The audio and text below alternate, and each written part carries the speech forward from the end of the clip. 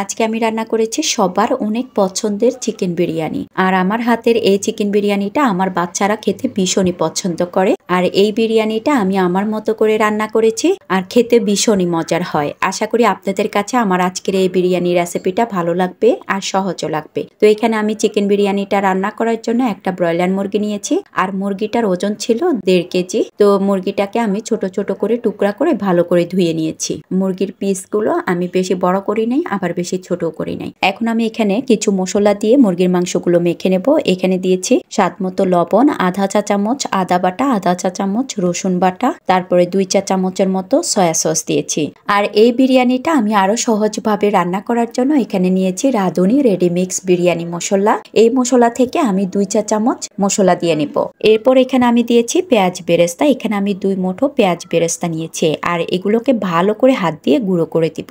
এরপর নিয়েছি 1 ফালি লেবু আর এখানে আমি 1 চা চামচের মতো লেবুর রস দিব। তো লেবুর ফালিটাকে আমি ভালো করে চিপে রসটা নিয়ে নিয়েছি। এরপর ভালো করে এই মাংসটাকে আমি মশলার সাথে মেখে নেব।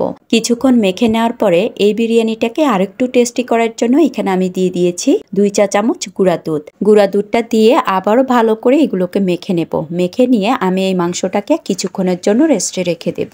এখন আমি বিরিয়ানি রান্না করার জন্য চুলায় একটা কড়াই বসিয়ে দিয়েছি আর এখানে আমি আধা কাপের মতো সয়াবিন তেল দিয়ে দিয়েছি। তেলটা দেওয়ার পরে এখানে আমি 2 মুঠো পেঁয়াজ কুচি দিয়েছি আর পেঁয়াজগুলোকে আমি একটু ভেজে নেব। পেঁয়াজটা ভেজে নেওয়ার পরে যখন একটু নরম হয়ে যাবে তখন এখানে আমি দিয়ে দিব 1 চা চামচ রসুন বাটা, 1.5 চা চামচ আদা বাটা, তারপরে স্বাদ মতো লবণ দিয়ে ভালো করে নেড়েচেড়ে এই মশলাটাকে ভেজে নেব। কিছুক্ষণ মশলাটাকে ভেজে নেওয়ার পরে এখানে আমি দিয়ে দিয়েছি কাঁচামরিচ আর টমেটো পেস্ট। এখানে আমি একটা টমেটো আর 4-5টার মতো কাঁচামরিচ একসাথে ব্লেন্ডার করে নিয়েছি। এগুলো দিয়ে তারপর আবারও কিছুক্ষণ নেড়েচেড়ে ভেজে নেব।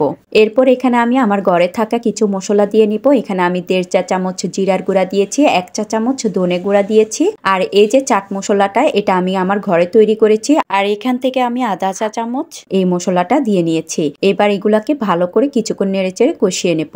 আর এই বিরিয়ানিটা যদিও আমি প্যাকেটের মশলা দিয়ে রান্না করলেও আমার ঘরে থাকা অল্প কিছু মশলা আমি এখানে দিয়ে থাকি, তাহলে আমার কাছে বিরিয়ানিটা খেতে আর একটু ভালো লাগে। তো আপনারা না চাইলেও নাও দিতে পারেন। এরপর আমি রাঁধুনির প্যাকেটের পুরা মশলাটা দিয়ে দিয়েছি, দিয়ে তারপর কিছুক্ষণ কষিয়ে নিয়েছি।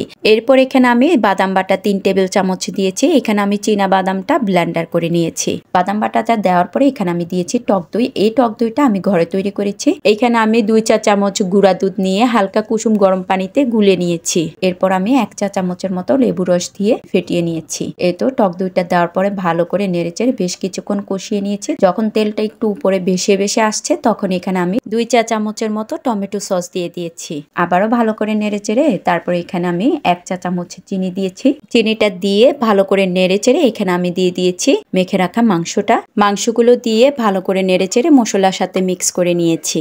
এরপর এখানে আমি মাঝারি সাইজের 2টা আলু দিয়েছি। আমার বাচ্চারা চিকেন বিরিয়ানিতে আলুটা বেশি পছন্দ করে, তাই এখানে আমি 2টা মাঝারি সাইজের আলু ছোট ছোট কিউব করে কেটে দিয়ে দিয়েছি।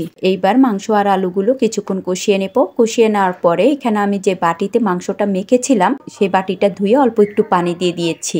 আর এইটুকু পানি দিয়ে আমি মাংস আর আলুটাকে রান্না করে 60% মতো সিদ্ধ করে নেব। পানিটা দেওয়ার পর ভালো করে নেড়েচেড়ে এখানে আমি কাঁচামরিচটা দিয়েছি। আর যেহেতু এখানে আমি ঝালের জন্য কোনো গুঁড়া মরিচ অ্যাড করি নাই, তাই এখানে আমি 7-8টা কাঁচামরিচ হাত দিয়ে ভেঙে দিয়ে দিয়েছি। তো কাঁচামরিচটা দেওয়ার পরে ভালো করে নেড়েচেড়ে নিয়েছি। তারপর একটা ঢাকনা দিয়ে ঢেকে প্রায় 10 মিনিটের মতো রান্না করে নেব। আর এর ফাঁকে ফাঁকে কিন্তু আমি নাড়াচাড়া দিয়ে নেব। তো এই তো এখানে মাংসটা রান্না করা হয়ে গিয়েছে আর উপর দিয়ে তেলটা উঠে উঠে এসেছে। আর এই পর্যায়ে এখানে আমি দিয়ে দিব পোলাও চাউল। এখানে আমি পোলাও চাউলটা আমি আমার প্রয়োজন অনুযায়ী 1 কেজির থেকে কম নিয়েছি। পোলাও চাউলগুলো ভালো করে ধুয়ে পানি ঝরিয়ে নিয়েছি। তো চাউলটা দিয়ে মাংসর সাথে ভালো করে মিক্স করে নেব। এরপর এখানে আমি পরিমাণ মতো পানিটা দিয়ে নেব। এখানে আমি যতটুকু চাল নিয়েছি এর দ্বিগুণ পানিটা দিয়ে নিয়েছি। এখানে আমি গরম পানিটাই দিয়েছি। ভালো করে নেড়েচেড়ে দিয়ে দিয়েছি টেস্টিং সল্ট। এই টেস্টিং সল্টটা আমি আমার পছন্দ অনুযায়ী দিয়েছি, আপনারা চাইলে স্কিপ করতে পারেন। তারপরে এখানে 4-5টার মতো আস্ত কাঁচামরিচ দিয়ে ভালো করে নেড়েচেড়ে কিছুক্ষণ ঢাকনা দিয়ে ঢেকে জাল দিয়ে নেব। আর এই পর্যায়ে চুলার আগুনটা মিডিয়াম আঁচে আছে। এর ফাঁকে ফাঁকে আমি বিরিয়ানিটা নাড়াচাড়া দিয়ে নেব। এই তো বেশ কিছুক্ষণ জাল দিয়ে নেওয়ার পরে চালগুলো ফুলে একদম পানির উপরে উঠে গিয়েছে। এরপর একটা স্পেচালার দিয়ে ভালো করে নেড়ে চেড়ে এই বিরিয়ানিগুলোকে উল্টিয়ে পাল্টিয়ে নেব। আর এই পর্যায়ে আমি বিরিয়ানিটাকে দমে রাখবো, তাই চুলাতে একটা তাওয়া বসিয়ে দিয়ে তারপরে বিরিয়ানির পাতিলটা এর উপরে বসিয়ে দিয়েছি। আর চুলার আগুনটা মিডিয়াম আঁচেই আছে। আর এখানে চাউলগুলো এখনো ফুটে আসে নাই, কিন্তু পানিটা বেশ কমে গিয়েছে, তাই এখানে আমি আরো আধা কাপের মতো পানি দিয়ে দিয়েছি। পানিটা দেওয়ার পরে ভালো করে নেড়ে চেড়ে আমি এই বিরিয়ানিটাকে আরো বেশ কিছুক্ষণ দমে রেখে দেব। এরপর ঢাকনাটা তুলে ভালো করে নেড়ে চেড়ে বিরিয়ানিটাকে উল্টিয়ে পাল্টিয়ে নিয়েছি। আর এখানে আমি বিরিয়ানির টেস্ট আর ফ্লেভারটা বাড়ানোর জন্য 1 চা চামচ ঘি দিয়ে দিয়েছি। ঘিটা দিয়ে উল্টিয়ে পাল্টিয়ে নেড়ে চেড়ে নিয়েছি। সবশেষে এখানে আমি কিছু পেঁয়াজ বেরেস্তা বিরিয়ানির উপর দিয়ে ছিটিয়ে দিয়েছি। তারপর একটা স্পেচালার দিয়ে ভালো করে উল্টিয়ে পাল্টিয়ে নেড়ে চেড়ে একটা ঢাকনা দিয়ে ঢেকে চুলার আগুনটা অফ করে দেব। ব্যাস হয়ে গিয়েছে বিরিয়ানিটা। এবার আমি একটা প্লেটে এই বিরিয়ানিটা বেড়ে নিচ্ছি। দেখেন চাউলগুলো কত সুন্দরভাবে ফুটেছে। বিরিয়ানিটা একদম গরম গরম অবস্থায় বেড়েছি দেখে আপনারা হয়তো ভাববেন যে বিরিয়ানিটা একদম নরম হয়ে গেছে, তা কিন্তু নয়। এই বিরিয়ানিটা হালকা একটু ঠান্ডা হয়ে গেলে কিন্তু একদমই ঝরঝরে হয়ে যাবে। আর এখানে বিরিয়ানির ভিতরে যে আলুগুলো দিয়েছি সেগুলো সুন্দরভাবে সিদ্ধ হয়ে গিয়েছে আর মাংসগুলো সুন্দরভাবে কুক হয়ে গিয়েছে। তো আজকের আমার এই বিরিয়ানি রেসিপিটা আপনাদের কাছে কেমন লেগেছে কমেন্টসে জানাবেন। ভালো লাগলে অবশ্যই বাসায় ট্রাই করে দেখবেন। আজ এ পর্যন্ত, সবাই ভালো থাকবেন, সুস্থ থাকবেন। আল্লাহ হাফেজ।